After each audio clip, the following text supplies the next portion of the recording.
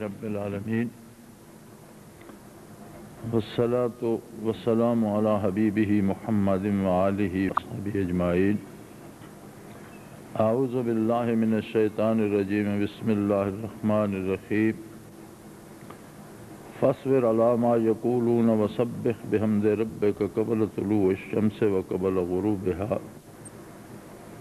ومن آناء اللیل فسبح وأطراف النهار لعلك ترضى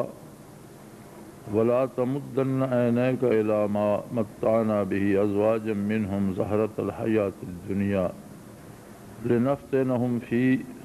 ورزق ربك خير وأبقى وأمر أهلك بالصلاة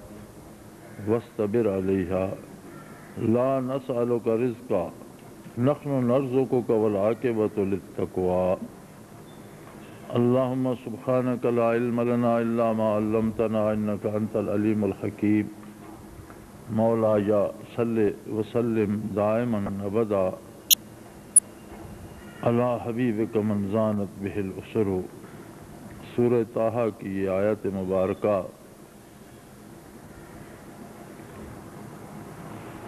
ارشاد فرماتی ہے فاصبر علی ما یقولون، کہ لوگ جو طعن و تشنیع کرتے ہیں، طنز کرتے ہیں، آپ اس پر صبر فرمائیے۔ یعنی لوگوں کی جہالت کا یہ عالم ہے کہ جس ہستی کو اللہ کریم نے عالمین کے لیے رحمت بنا کر مبعوث فرمایا، اس کے ارشادات عالیہ کا مذاق اڑاتے ہیں۔ جو ہستی مخلوق کو خالق کا پیغام پہنچاتی ہے،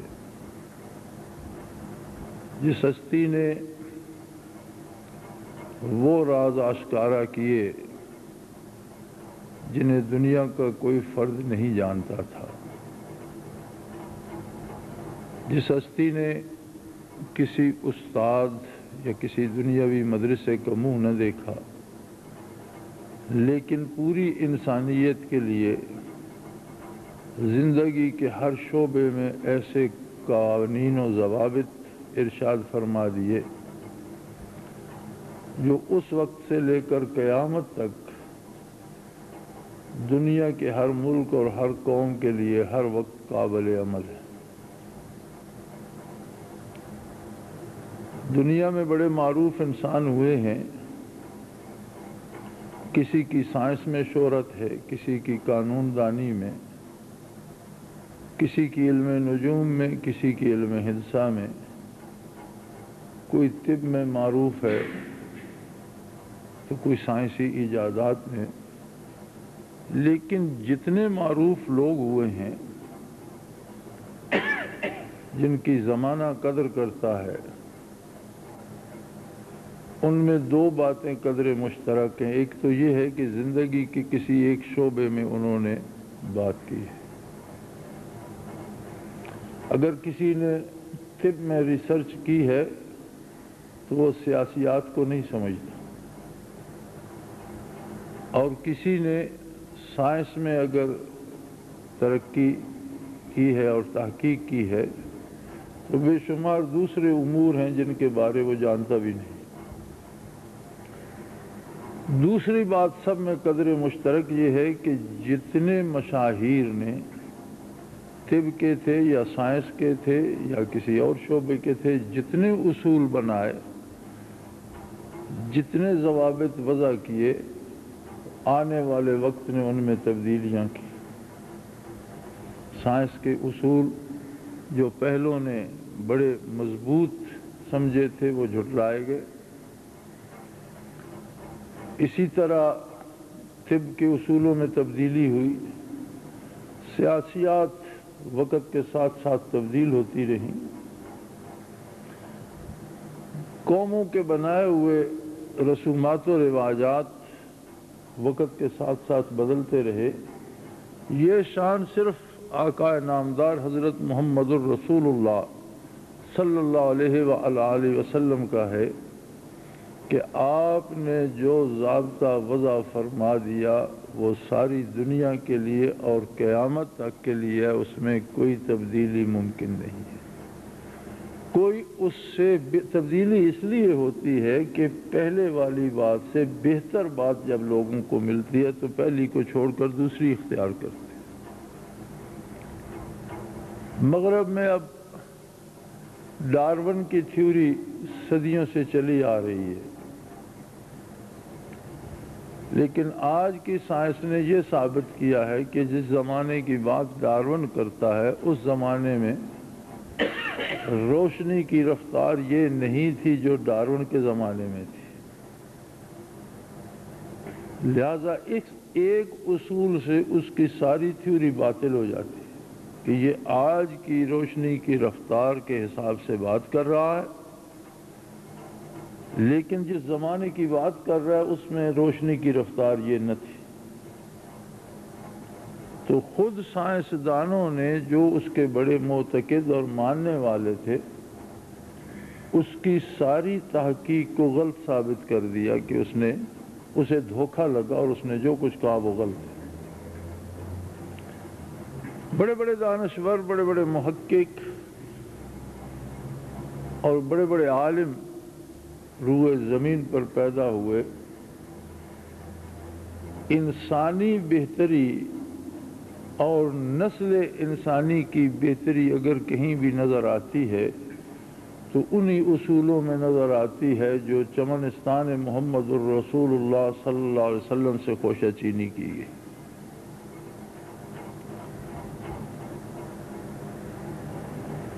دنیا میں جو صورت اللہ نے حضور کو دی صلی اللہ علیہ وآلہ وسلم، ایسی دوسری صورت اس نے پیدا نہیں فرمائی۔ آواز کا جو حسن آپ صلی اللہ علیہ وسلم کو نصیب تھا اس کی مثال دنیا میں کوئی پیش نہیں کر سکتا۔ بات خود اللہ کی ہوتی تھی، لب مبارک زبان پاک محمد الرسول اللہ کی ہوتی تھی۔ اب اس تمام کمال حسن کے باوجود اگر لوگ طنز کرتے تھے، لوگ تنقید کرتے تھے، لوگ اچھی بات نہیں کہتے تھے تو کیوں؟ اس لیے کہ خرابی لوگوں میں تھی، لوگ برائی کے عادی تھے، لوگ غلط روش کے عادی تھے، لوگ یہ سمجھتے تھے کہ ہم جو کرتے ہیں کرتے رہیں، جس گہرائی میں گر رہے ہیں گرتے رہیں، جہنم کی جس گھاٹی میں گریں، کوئی ہمیں روکے نہیں، سمجھائے نہیں۔ اس پر اللہ کریم ارشاد فرماتے ہیں فَاصْبِرْ عَلَىٰ مَا يَقُولُونَ، اے میرے حبیب لوگ جو بھی کہیں آپ اسے برداشت کیجیے۔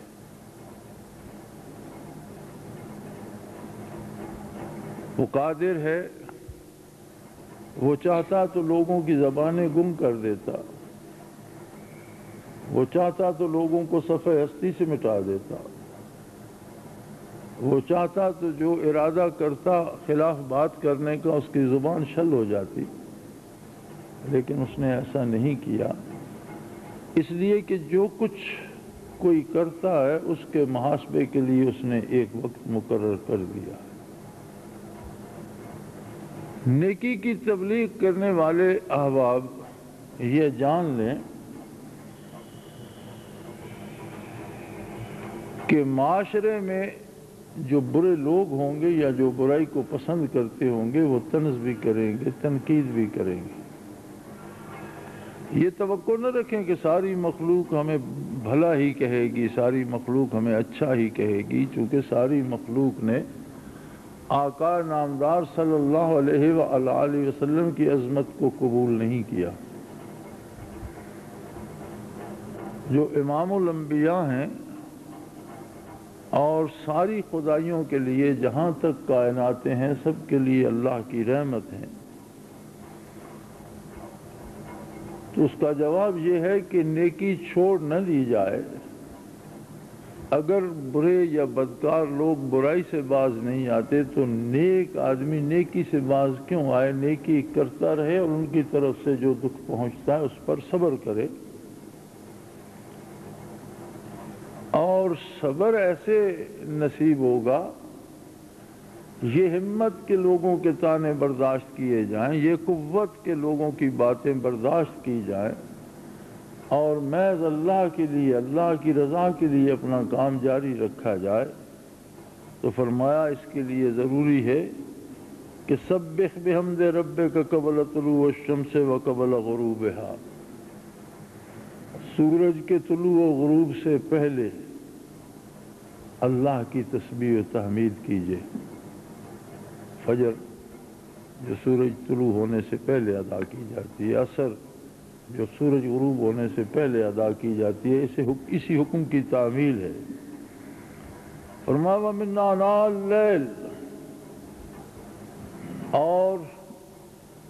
رات کی تنہائیوں میں عشاء کی نماز اس کی تعمیل ہے۔ آناء اللیل رات کی پہلی ساعتوں کو کہتے ہیں، وَأَطْرَافَ النَّهَارِ، اور دن کے دونوں سروں پر، جیسے ظہر ہے، مغرب ہے۔ لَعَلَّكَ تَرْضَىٰ، یہ 5 وقت کی عبادت تمہارے دل کو خوش کرنے کے لیے کافی ہے۔ یعنی اللہ کریم نے لوگوں کے طنز کا جواب یہ دیا، لوگوں کی ناقدری کا جواب یہ دیا کہ اگر لوگ طنز کرتے ہیں، لوگ قدر نہیں کرتے، تو میرا بندہ جو میرے راستے میں کام کرتا ہے وہ دن رات میں 5 مرتبہ میرے ساتھ بات کرے، میری تسبیح کرے، میری حمد بیان کرے، میری بارگاہ میں سجدہ ریز ہو، تو جو رحمت اس عبادت سے اس کے دل پہ اترے گی، جو سکون اس سے اس کے قلب پہ اترے گا، جو لطف اسے میری ملاقات میں آئے گا، وہ لوگوں کے طعن و تشنیع کو بھلا دے گا۔ لوگوں کی، انسانوں سے دوستی ہو جاتی ہے، بے شمار لوگ اس پہ طنز کرتے ہیں کہ دیکھو فلاں نے فلاں کے ساتھ دوستی رکھی ہوئی ہے، اس کے لیے اتنے پیسے خرچ کر دیے، اس کے لیے اتنا سرمایہ لٹا دیا، اس کے لیے وہاں مار کھا لی، اس کے ساتھ نہ ہوتا، اس کے ساتھ دوستی نہ کرتا تو اسے مار نہ پڑتی۔ ایک دوستی کے لیے کتنے نقصان اٹھانے پڑتے ہیں، لیکن وہ آدمی اپنی دوستی پہ قائم رہتا ہے اور اس دوست سے ملاقات کے لیے زمانے بھر کی باتوں کی پرواہ نہیں کرتا۔ ہم نے ایسے لوگوں کو بھی دیکھا ہے جو دوستوں کے ساتھ چالان ہوئے اور ان کے ساتھ تختہ دار پہ چڑھ گئے، لیکن انہوں نے اف نہیں کی، پیچھے نہیں ہٹے۔ ایسے لوگوں کو بھی دیکھا ہے جو دوستوں کے ساتھ قتل ہو گئے لیکن پیچھے نہیں ہٹے۔ اگر انسان کی دوستی یا انسان سے تعلق میں بھی اتنی لذت ہے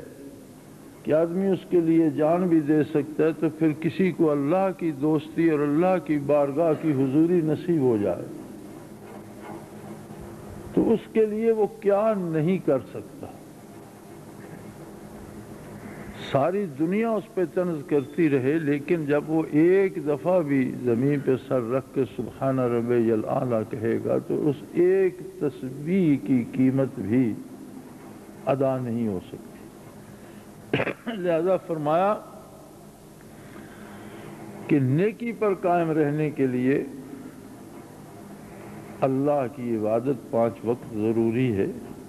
اللہ سے تعلق ضروری ہے، اللہ کریم سے رابطہ ضروری ہے اور اس کی رحمت ضروری ہے۔ اور دوسری بات کہ جو لوگ برائی بھی کرتے ہیں اور عیش بھی کرتے ہیں،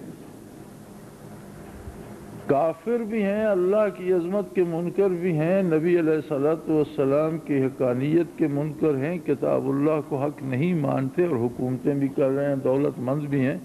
فرمایا وَلَا تَمُدَّنَّ عَيْنَيْكَ إِلَىٰ مَا مَتَّعْنَا بِهِ أَزْوَاجًا مِّنْهُمْ زَهْرَةَ الْحَيَاةِ الدُّنْيَا۔ اس کی پرواہ مت کرو، اس طرف مت خیال کرو کہ دنیا کی ظاہری دولت سے جو انہیں ہم نے وقتی طور پر مال و زر دے رکھا ہے، لِنَفْتِنَهُمْ فِيهِ، یہ صرف اس لیے دے رکھا ہے کہ ہم نے انہیں آزمائش میں ڈال دیا ہے۔ اگر اختیارات دیے ہیں تو یہ آزمائش ہے کہ یہ کیا کرتے ہیں، دولت دی ہے تو یہ ان کا امتحان ہے کہ اللہ کا شکر ادا کرتے ہیں یا اللہ ہی کی ناشکری پہ سارا کرتے ہیں۔ اصل بات یہ ہے وَرِزْقُ رَبِّكَ خَيْرٌ وَأَبْقَىٰ، جو نعمتیں اللہ کریم دیتا ہے، جو صرف دنیا کی نہیں دو جہانوں کی ہیں، وہ سب سے اعلیٰ بھی ہیں اور وہ ہمیشہ رہنے والے بھی ہیں۔ وہ انعامات فانی نہیں ہیں، دنیا کا رزق فانی ہے اور اس کا کڑا حساب ہوگا کہ دینے والے نے عطا فرمایا تو خرچ کرنے والے نے اسے کہاں خرچ کیا، اس سے اللہ کی مرضیات خریدی یا اللہ کی مخلوق پر ظلم کیا۔ لِنَفْتِنَهُمْ، یہ تو آزمائش ہے ان کے لیے، ایک امتحان ہے۔ اور زہرۃ الحیات الدنیا، اور ظاہری دنیا میں وقتی طور پر آزمائش ہے، لیکن جو نعمتیں اللہ عطا فرماتا ہے، جو کیفیات عبادت میں جو نصیب ہوتی ہیں، قرب الہی میں جو لذتیں نصیب ہوتی ہیں، وہ اس سے کہیں بہتر ہیں، اس لیے کہ وہ دائمی ہیں اور ہمیشہ رہنے والی ہیں۔ وَأْمُرْ أَهْلَكَ بِالصَّلَاةِ وَاسْتَبِرْ عَلَيْهَا، خود بھی اور اپنے گھر والوں کو بھی اللہ کی عبادت کی تاکید کیجیے اور اس پر قائم رہیے۔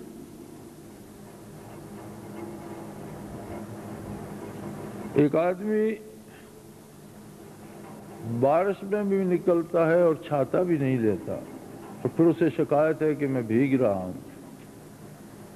تو اس کی بات سننے والے اسے بے وقوف کہیں گے۔ ہمارا عالم یہ ہے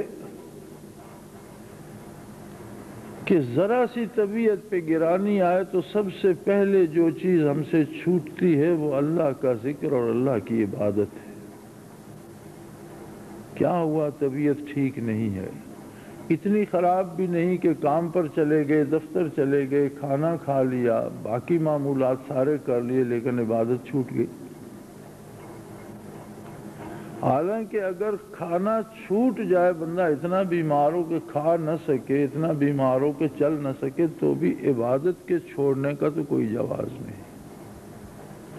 اس لیے کہ اس کے پاس ہر کمزوری کا علاج یہ ہے کہ وہ اللہ سے مدد مانگے، وہ اللہ کی حضور سجدہ ریز ہو، وہ اللہ کی تسبیح کرے۔ بیماری کی شفا بھی قرب الہی کی لذتوں میں ہے، اور دکھ کی دوا بھی اللہ کریم کے دست قدرت میں ہے۔ لیکن تجربہ یہ کہتا ہے کہ اچھے بھلے نمازی لوگ، اچھے بھلے اللہ اللہ کرنے والے لوگ، جب کوئی مشکل پڑتی ہے یا مصروفیت زیادہ ہو جاتی ہے تو اللہ کی شان یہ ہے، ایسے نادان ہوتے ہیں کہ ان سے اللہ کا ذکر چھوٹ جائے گا یا اللہ کی عبادت چھوٹ جائے گی، حالانکہ یہ تو مزید دوا تھی۔ اگر کوئی تکلیف آ گئی ہے تو پہلے سے زیادہ کرنی چاہیے تھی، عبادت پہلے سے زیادہ خشوع و خضوع سے کرنی چاہیے تھی، اور اللہ کریم سے اس کے لیے شفا یا اس مشکل کا حل طلب کرنا چاہیے تھا۔ اس لیے فرمایا وَأَمُرْ أَهْلَكَ بِالصَّلَاةِ، اپنے گھر والوں کو بھی اللہ کی عبادت کا حکم دیجئے، وَاسْتَبِرْ عَلَيْهَا، اور اس پر جم جائیے۔ لا نسألک رزقا، اللہ کریم فرماتے ہیں مجھے تم سے یہ امید نہیں کہ تم دولت اکٹھی کر کے مجھے دو، اس کی ضرورت نہیں ہے، اس لیے نحن نرزقک، میں تو خود تمہیں روزی دیتا ہوں، تم مجھے کیا دو گے؟ تمہاری دولت یا تمہاری قوت یا تمہاری طاقت میرے کس کام آئے گی کہ ہر نعمت جو تمہارے پاس ہے، اگر تمہارے پاس طاقت ہے، اگر تمہارے پاس علم ہے، اگر تمہارے پاس عقل ہے، اگر تمہارے پاس مال و زر ہے، اگر تمہارے پاس زندگی ہے، اگر تمہارے پاس اقتدار ہے، تو یہ سب کچھ تو میرا دیا ہوا ہے، یہ سب تو میرا رزق ہے، اس لیے تم مجھے کیا دے سکتے ہو سوائے اس کے کہ مجھ سے مزید مانگتے رہو، مجھ سے مزید طلب کرتے رہو، بار بار میری بارگاہ میں حاضری دو، تمہاری کوئی رات میرے سجدوں سے خالی نہ ہو، تمہارے دن کا کوئی حصہ میری بارگاہ میں حاضری سے خالی نہ ہو، اور یہ یاد رکھو وَالْعَاقِبَةُ لِلتَّقْوَىٰ، دنیا میں کسی کو کچھ بھی مل جائے، انجام کار کامیابی انہی لوگوں کے لیے ہے جن کا تعلق اللہ سے ہوتا ہے، انجام تقویٰ کے لیے ہے، اور تقویٰ اس کیفیت کو کہتے ہیں جو بندے کا رشتہ محبت کا، الفت کا، عبادت کا، پیار کا رب جلیل سے بن جاتا ہے۔ وہ ایسا کریم ہے کہ انسان ایک عاجز سی مخلوق ہے، ایک کانٹا چبھ جائے تو اس کے برداشت کی سکت نہیں رکھتا، ایک داڑھ میں درد ہو جائے تو بلبلا اٹھتا ہے، چند لمحے بخار ہو جائے تو گھوم گھوم کر گرنے لگتا ہے، اپنے آپ کو سنبھال نہیں سکتا، کھانے کا محتاج ہے، پینے کا محتاج ہے، ایک رات سوئے نہیں تو ہفتہ پورا پریشان رہتا ہے، کوئی کام سلیقے سے نہیں کر سکتا، زندگی کا تھوڑا وقت کام میں گزارتا ہے اور زندگی کا زیادہ حصہ بیکاری کی نظر کرتا ہے، بچپن، لڑکپن، پھر بڑھاپا، سارا محض بیکاری میں گزر جاتا ہے، اور چند برس کسی کام کے قابل ہوتا ہے، اتنا محتاج کہ ایک ایک سانس کا محتاج ہے، دل کی ایک ایک دھڑکن کا محتاج ہے، ساری نعمتیں عطا کرنے والا رب جلیل، صرف انسان کو اس نے یہ عظمت بخشی ہے کہ اس کے دل میں اس کی طلب پیدا ہو جائے، اس کے دل میں اس کی محبت پیدا ہو جائے، یہ اس کے جمال جہاں آرا کا طالب ہو جائے، یہ اس کے قرب اور اس کے وصل کی گھڑیوں کا متلاشی ہو جائے، ذرا سا اس بات پر غور کیا جائے تو حیرت ہوتی ہے کہ انسان کی حیثیت کیا ہے اور اللہ کریم نے اسے عظمت کون سی عطا کر دی ہے۔ ہمارے جیسے انسان ہیں، کیا ہم نے کبھی سوچا ہے کہ ہماری دوستی وزیر اعظم سے ہو جائے؟ ہم سوچتے بھی نہیں ایسا، ہم سمجھتے ہیں کہ ہماری کوئی حیثیت نہیں ہے اور وہ ملک کا سربراہ ہے، بھلا ہم کیسے دوستی کر سکتے ہیں؟ ہم نے ایسا سوچا نہیں کبھی، وزیر اعظم تو بہت دور بیٹھا ہوتا ہے، ہم نے تو یہ بھی کبھی نہیں سوچا کہ ضلع کا ڈی سی یا ضلع کا ایس پی میرا دوست بن جائے۔ کیوں نہیں سوچتے ہم؟ کیا وہ انسان نہیں ہے؟ کیا وہ کھاتا پیتا سوتا جاگتا بیمار صحت مند ہماری طرح ہمارے جیسا ایک مخلوق نہیں ہے، ہمارے جیسا بندہ نہیں ہے، اسی ملک کا شہری نہیں ہے؟ کہیں اس کا باپ بھی کھیتوں میں ہل چلا رہا ہوگا، کہیں شاید اس کی ماں بھی جنگل میں لکڑیاں چن رہی ہوگی، اگر ایک آدمی ایس پی بن گیا تو شاید باقی خاندان اس کا بھیڑیں چرا رہا ہوگا، اس کے باوجود ہم یہ جرت نہیں کرتے کہ ہم یہ سوچ بھی دیں کہ میرا بے تکلف دوست، ہم سمجھتے ہیں وہ بہت بڑا افسر ہے، میں ایک عام آدمی ہوں، اور کہاں ایک عام آدمی اور مشت غبار، اور کہاں رب العالمین،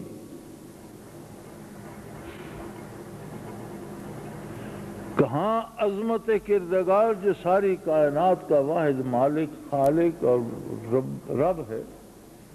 اور کہاں اس کی مخلوق میں ایک ادنا مخلوق، ایک فرد،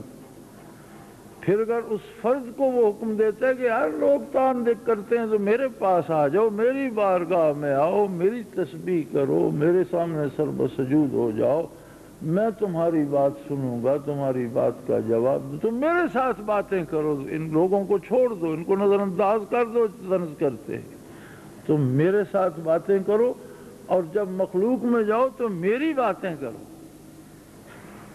میرے پاس آؤ، میری باتیں کرو، جب واپس جاؤ تو میری باتیں کرو، خود کرو، اپنے گھر والوں کو لگاؤ، بیوی بچوں کو لگاؤ، میں سب کے سجدے قبول کروں گا، میں سب کی باتیں سنوں گا، سب کے لیے میری بارگاہ کے دروازے کھلے ہوئے، تو حیرت ہوتی ہے کہ اس سے بڑے کسی مقام و مرتبے کا کوئی تصور ہو سکتا ہے کہ اللہ کریم کسی کو پنجگانہ نماز کی توفیق عطا کر دے، اللہ کریم کسی کو اپنی بارگاہ میں سر بسجود ہونے کی توفیق عطا کر دے، اللہ کریم کسی کو اپنی بارگاہ میں ہاتھ اٹھانے کی توفیق عطا کر دے، تو دنیا بھر کی حکومتوں سے یہ مقام اپنا درجہ بلند رکھتا، لیکن ہر بات ان کے لیے ہے جو بات سمجھنے کی اہلیت رکھتے ہیں۔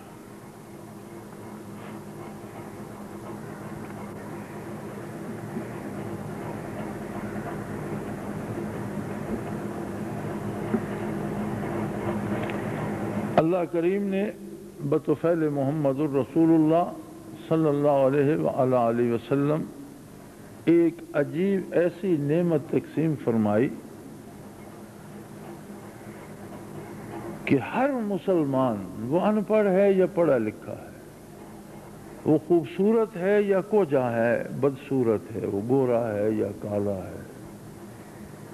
اس کے کپڑے بڑے اچھے قیمتی ہیں یا اس کا لباس پھٹا ہوا ہے، وہ اچھا کھانا کھا کر آیا ہے یا خالی پیٹ ہے، کسی کو روکا نہیں ہے اور کسی کو درمیان میں نہیں رکھا کہ یہ تجھے سجدہ کرے گا تو مجھے سجدہ کر، نہیں، ہر بندہ، ہر فرد جو دامن نبوی علیہ صاحب صلاۃ والسلام سے وابستہ ہوتا ہے، ہر وہ فرد براہ راست رب العالمین کو سر بسجود ہوتا ہے،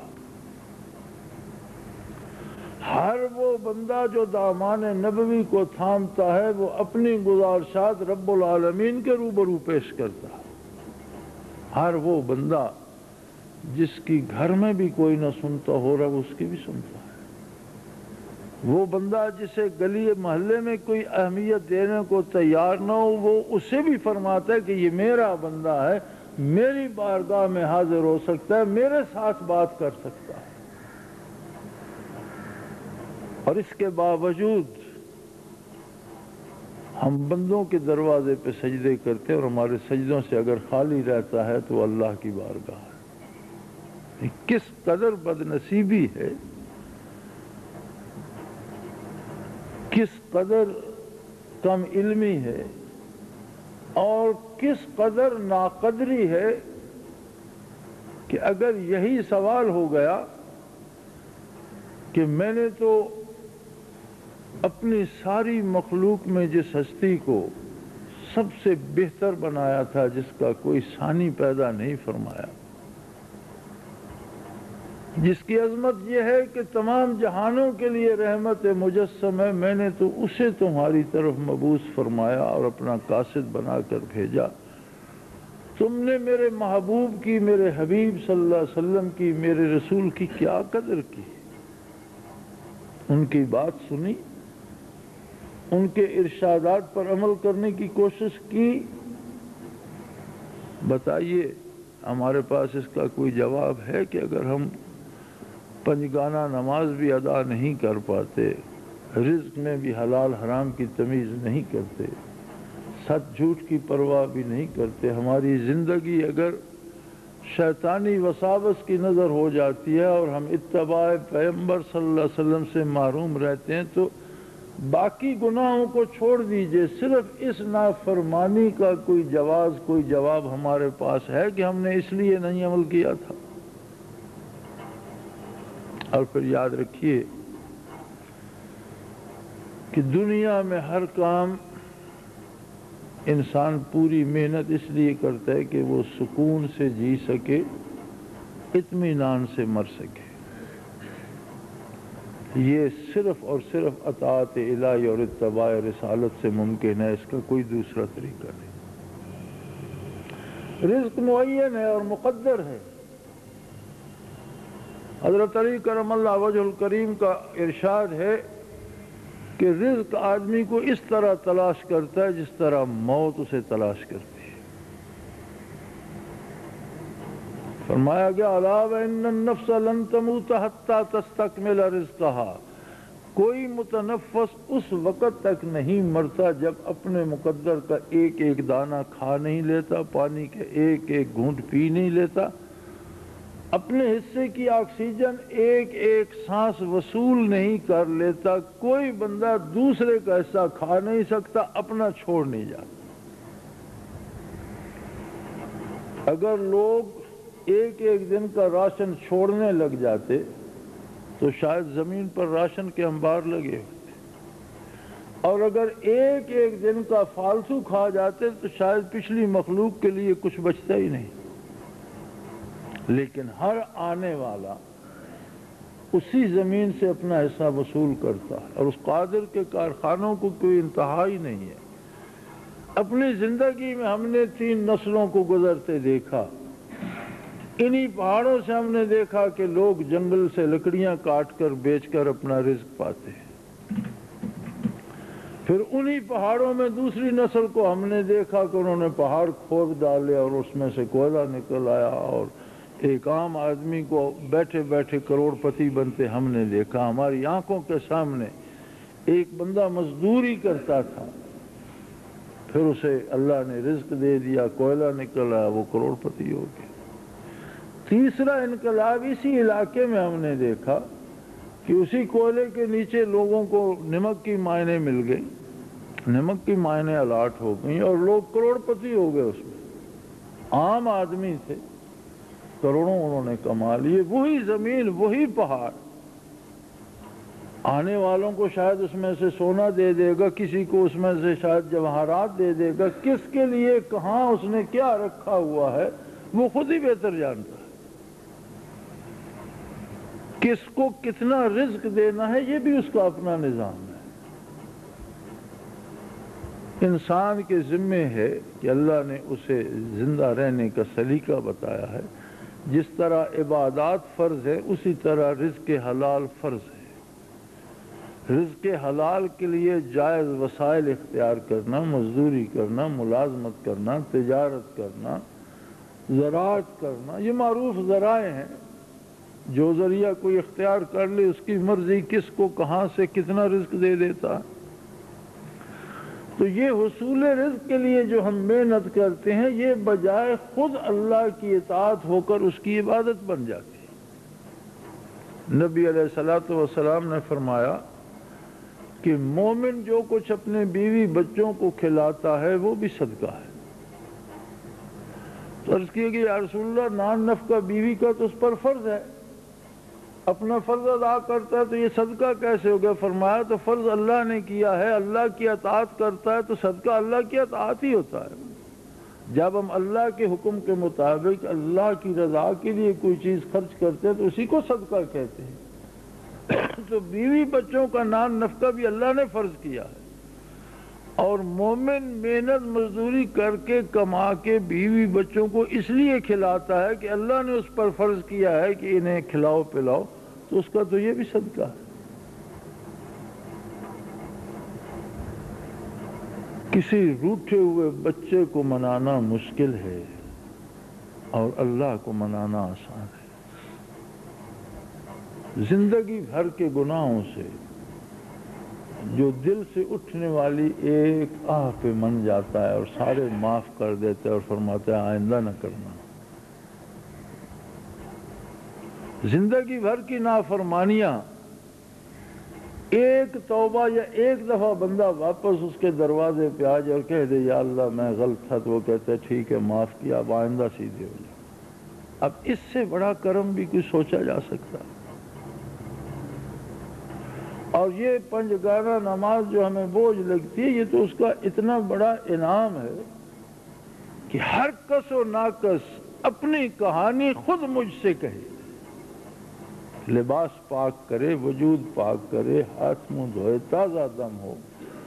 اور تکبیر کہہ کر ساری دنیا سے الگ ہو کر صرف مجھ سے باتیں کرے، میری بارگاہ میں رکوع کرے، میری بارگاہ میں سجدے کرے، میں اس پر اپنی رحمتیں نازل کروں، اور پھر میرے دی ہوئی یہ نعمتیں ابدی اور دائمی ہیں، موت بھی نہیں چھین سکے گی، قبر میں بھی اس کے ساتھ جائیں گی۔ وہ دل کا سکون، وہ سینے کا نور، وہ پیشانی پر چمکنے والا نور جو سجدوں کو طفیل حاصل ہوگا، قبر کی تاریکیوں میں بھی اس کا ساتھی ہوگا، میدان حشر میں بھی اس کا ساتھی ہوگا، تو پھر کتنی بد نصیبی ہے کہ ہم سے اللہ ہی کی عبادت چھوٹ جائے۔ یاد رکھیں، دنیا و آخرت میں جو کچھ ہے سب اللہ کا ہے اور اسی سے مل سکتا ہے۔ اللہ کے ہر بندے نے یہی پیغام دیا، ہر ولی اللہ نے یہ پیغام دیا، ہر عالم نے یہی پیغام دیا، اور یہ وہ پیغام ہے جو آقا نامدار صلی اللہ علیہ وآلہ وسلم نے اللہ کی طرف سے بندوں کو دیا۔ انقلابات زمانہ انسان کی آزمائش ہیں، وقت بدلتا رہتا ہے۔ اگر سدا آرام اور آسائش نہیں رہتی تو کوئی دکھ اور تکلیف بھی ہمیشہ نہیں رہتا، یہاں ہمیشہ کی کسی کو نہیں ہے۔ دنوں کو رات سے اگر تبدیل کرتا ہے تو رات کو پھر دن میں بدلنا پڑتا ہے۔ افلاس اور تنگی بھی آ جاتی ہے، رزق کی فراخی بھی آ جاتی ہے، یہ سب اس کا اپنا نظام ہے، لیکن بندے کے ذمے ہے کہ ہر حال میں، صحت و بیماری میں، مفلسی و امارت میں، عام آدمی ہو یا اسے اللہ حکومت دے دے، ہر حال میں اللہ کی عظمت بیان کرتا رہے، اللہ کے ساتھ پنجگانہ تعلق اپنا قائم رکھے عبادت کا، اس کی بارگاہ سے ہمیشہ معافی کا خواستگار رہے کہ بحیثیت انسان ہم عبادت کرتے ہوئے بھی غلطیاں کر جاتے ہیں، صرف ایک غلطی ہماری بڑی ہے کہ ہم جو سجدہ کرتے ہیں ہمارے سجدے اس کی بارگاہ کے لائق نہیں ہوتے، نہ ان میں وہ خلوص ہوتا ہے، نہ ان میں وہ سوز ہوتا ہے، نہ ان میں وہ درد ہوتا ہے۔ کہیں ایسا نہ ہو کہ ہمارا حاضر ہونا بھی گستاخی شمار ہو جائے کہ ہم اس کی بارگاہ کے قابل نہیں ہیں، اس کے باوجود وہ قبول فرماتا ہے، رحمت نازل فرماتا ہے، ہر حال میں بندے کی دستگیری فرماتا ہے، اور اسے فرماتا ہے لا خوف علیہم ولا هم یحزنون، جو میرے ساتھ رابطہ رکھتے ہیں انہیں نہ کسی قسم کا ڈر ہے نہ خطرہ۔ تو سب سے بہتر رفیق، سب سے بہتر دروازہ اللہ کا ہے، جو اتباع محمد الرسول اللہ صلی اللہ علیہ وآلہ وسلم میں پوشیدہ ہے۔ کوشش کیجئے، اللہ کا ذکر کیجئے، اللہ کو یاد کیجئے، نبی علیہ الصلوۃ والسلام پر درود پڑھتے رہا کیجئے، اور عبادات میں بھرپور کوشش کیجئے۔ اللہ کریم توفیق عطا فرمائے، ہماری خطاؤں سے درگزر فرمائے، اور ہماری ٹوٹی پھوٹی عبادات کو قبول فرمائے۔ وآخر دعوانا الحمدللہ رب العالمین۔